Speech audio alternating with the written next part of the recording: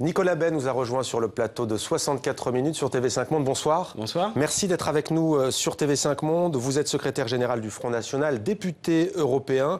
Commençons, si vous voulez bien, avant de parler des législatives françaises, par l'actualité internationale. C'est en train de monter au Moyen-Orient. Le Qatar, isolé par ses partenaires, rupture des relations diplomatiques de la part de l'Arabie Saoudite notamment et de l'Égypte, pilier de la région. Quelle est votre réaction ?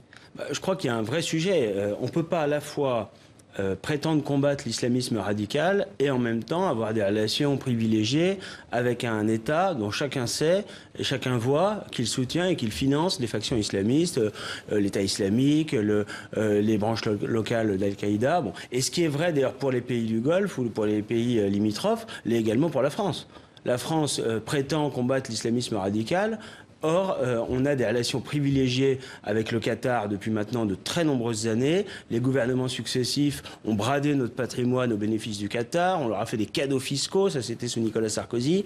Avec François Hollande, ça s'est poursuivi. Donc, je crois qu'il faut être cohérent. On ne peut pas vouloir éradiquer l'islamisme et en même temps, à la fois maintenir le modèle de l'immigration massive, du communautarisme qui fait le lit de l'islamisme d'un côté et avoir des relations internationales avec des pays qui sont notoirement des soutiens de l'islamisme. Seulement le Qatar dans la région ? Non, mais la question se pose en effet aussi, c'est vrai, pour l'Arabie Saoudite.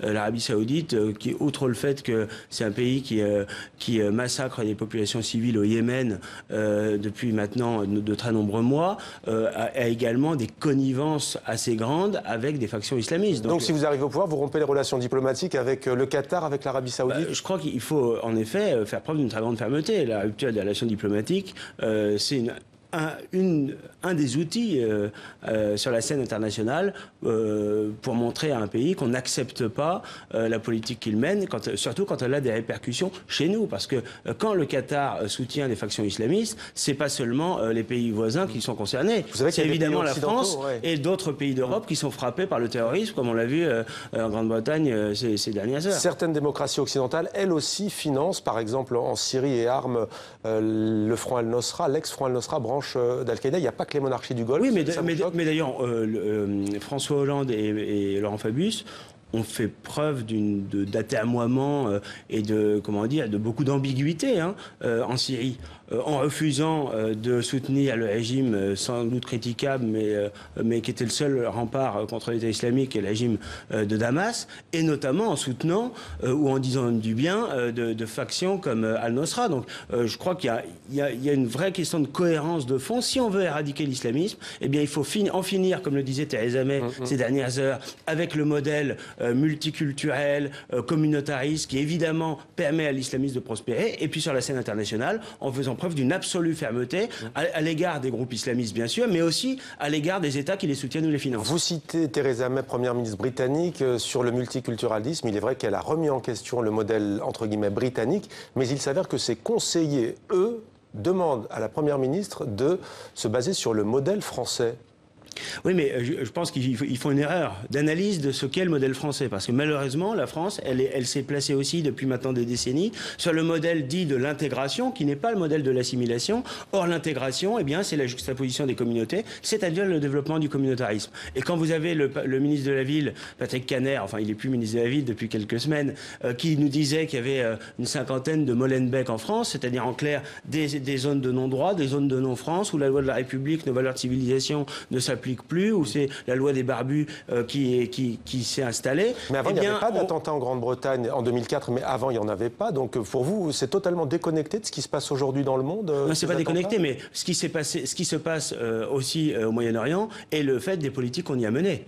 Je rappelle quand même que l'intervention, par exemple, de la France en Libye pour éradiquer le régime de Kadhafi, eh bien, ça a abouti à placer les islamistes au pouvoir qui aujourd'hui appliquent la charia et de faire sauter le verrou migratoire, c'est-à-dire de laisser arriver par millions des immigrés sur le continent européen, et parmi eux, on le sait bien, et on l'a vu lors des attentats du Bataclan, eh bien, il y a un certain nombre de djihadistes et de terroristes. Donc, on ne peut pas ne pas faire le constat lucide que l'immigration totalement massive, anarchique, sans aucun contrôle à nos frontières, a permis au communautarisme d'abord de prospérer et à l'islamisme de très facilement frapper sur notre sol bien sûr, mais également chez nos voisins européens. Et je crois que la Grande-Bretagne a fait preuve d'un grand laxisme en matière migratoire et aujourd'hui ils s'en mordent les doigts. Eh bien la France se trouve un peu dans la même situation. La task force que veut mettre en place Emmanuel Macron, le nouveau président français, est en route. On ne connaît pas encore les grandes lignes. Il s'agit en tous les cas de coordonner les services de renseignement français. Vous adhérez au projet du président français? Je crois que c'est un peu de l'esbrouf, c'est un peu du gadget. En réalité, en permanence, les responsables politiques, pour échapper à leurs responsabilités, nous expliquent qu'il faut améliorer le fonctionnement des services de renseignement. Les services de renseignement, ils sont performants. Le problème, c'est qu'il n'y a pas de volonté politique derrière. On a 13 ou 14 000 fichiers S pour radicalisation. Ils ne sont pas inquiétés. Or, ceux qui sont étrangers devraient être expulsés. Ceux qui sont binationaux devraient être déchus de la nationalité française et expulsés ensuite. Et puis ceux qui sont de nationalité française, eh bien, ils devraient croupir derrière les barreaux en étant, inculpés sur le fondement de l'article 411-4 du Code pénal pour intelligence avec l'ennemi. Il n'y a pas de volonté politique. Donc on peut avoir les services de renseignement les plus performants du monde et les nôtres sont performants. Il y a sans doute des choses à améliorer, mais en réalité, ils sont efficaces. Mais encore faut-il qu'il y ait une volonté politique derrière. Regardez ce qui s'est passé sur le marché de Noël à Berlin il y a quelques mois. On a quelqu'un qui était demandeur d'asile. On lui refuse l'asile, il n'est pas expulsé. Il circule librement, il est identifié par les services de renseignement allemands en l'occurrence. Il n'est pas interpellé et ensuite il commet ce carnage. Il franchit 4 frontières en 48 heures grâce à Schengen. Avec la Tunisie notamment. Voilà. Et le résultat de tout ça, c'est que finalement tous ces manquements et toutes ces lâchetés cumulées aboutissent à ce que les terroristes ont une impunité totale et en tout cas une libre circulation parce que la libre circulation des personnes, qui est le grand dogme de l'Union européenne, ça aboutit aussi à la libre circulation des terroristes, à la libre Nicolas circulation Bay, des armes. on va passer, si vous le voulez bien, la politique en France. On évoquait la task force. Emmanuel Macron a fait de la réforme du Code du travail l'autre grande priorité de son quinquennat qui débute. Idem, la presse française, notamment Le Parisien, commence à évoquer ce matin les grandes lignes. Il s'agira de prendre des décisions par ordonnance dans un premier temps pour négocier.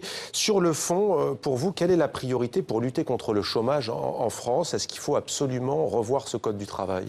Moi, je crois que ce que fait Emmanuel Macron, c'est la petite feuille de route imposée par Bruxelles, qui consiste à déréguler toujours davantage, à supprimer toutes les protections, à précariser les salariés dans un contexte de chômage de masse, à aller encore plus loin que la loi El Khomri. La loi El Khomri, d'ailleurs, qui ne règle aucun des problèmes des entreprises, ne simplifie pas la vie des chefs d'entreprise, des Donc, TPE, qu'est-ce qu'on fait? On fait rien, on touche à rien, et en même temps précarise les salariés. Que propose le Front National? Ce que je crois, ce qui est important, c'est que l'État joue à nouveau son rôle, c'est-à-dire qu'il protège l'économie française contre la concurrence déloyale, qu'il organise le patriotisme économique. Tout ça, aujourd'hui, est interdit par Bruxelles. Il faut évidemment se réarmer, c'est-à-dire faire en sorte que la France puisse protéger son économie. Et pour le reste, il faut baisser la fiscalité, baisser les charges, supprimer les très lourdes contraintes qui pèsent sur nos entreprises. C'est exactement ce que ne fait pas le gouvernement. C'est-à-dire qu'on a, on cumule tous les défauts du socialisme, un État omnipotent, tentaculaire, qui paralyse l'activité économique, et en même temps, les défauts de l'ultralibéralisme, c'est-à-dire un État qui n'assume plus aucune de ses fonctions, qui ne protège pas l'économie française. Donc, ce que fait Emmanuel Macron aujourd'hui, ou ce qu'il veut faire, c'est finalement s'attaquer toujours aux mêmes, s'attaquer aux salariés, notamment les plus modestes, mais ça ne réglera rien, ça va sans doute accroître encore davantage le chômage. Évidemment, il ne fait que s'attaquer aux conséquences et de s'attaquer aux causes. Alors, il y a un autre dossier qui est important en ce moment, c'est celui, bien entendu, même si vous avez tendance à dire, vous, Nicolas Bay, qu'on en fait une trop grande importance, la question monétaire et de l'euro. Il y a une sorte de cacophonie au Front National. Florian Philippot, le vice-président, a déclaré qu'il mettait son poste dans la balance s'il y avait un recul sur la question. Il veut sortir de l'euro. Au-delà de cette question, que dites-vous aux Français alors que les législatives se profilent? Ce qu'on leur a dit d'abord, c'est que c'est la question de la renégociation des traités européens, d'une manière générale, pas seulement sur les questions monétaires, c'est une prérogative du président de la République. Donc c'était le débat de la présidentielle. C'est pas tellement le débat, il faut bien le dire, des législatives. Donc nous, ce que nous disons aujourd'hui, c'est qu'il y a un certain nombre de mesures économiques qu'on va défendre sur les bancs de l'Assemblée nationale, notamment un État protecteur et un État qui baisse la fiscalité et les charges. C'est vrai d'ailleurs sur les entreprises, il faut que ça le soit également sur les particuliers. Ça, c'est la ligne qui sera la nôtre comme force d'opposition et comme sans doute comme seule véritable force d'opposition sur les bancs de l'Assemblée nationale, puisque les Républicains soit sont déjà ralliés à Emmanuel Macron, soit sont sur le point de se rallier à lui. Et je crois que ces orientations économiques, elles peuvent être mises en œuvre de façon prioritaire par rapport à la question monétaire. Dans les sondages, le Front National ne va pas fort pour ces législatives. Pour vous, vous parlerez de victoire à partir de combien? 15, 20, 25 députés?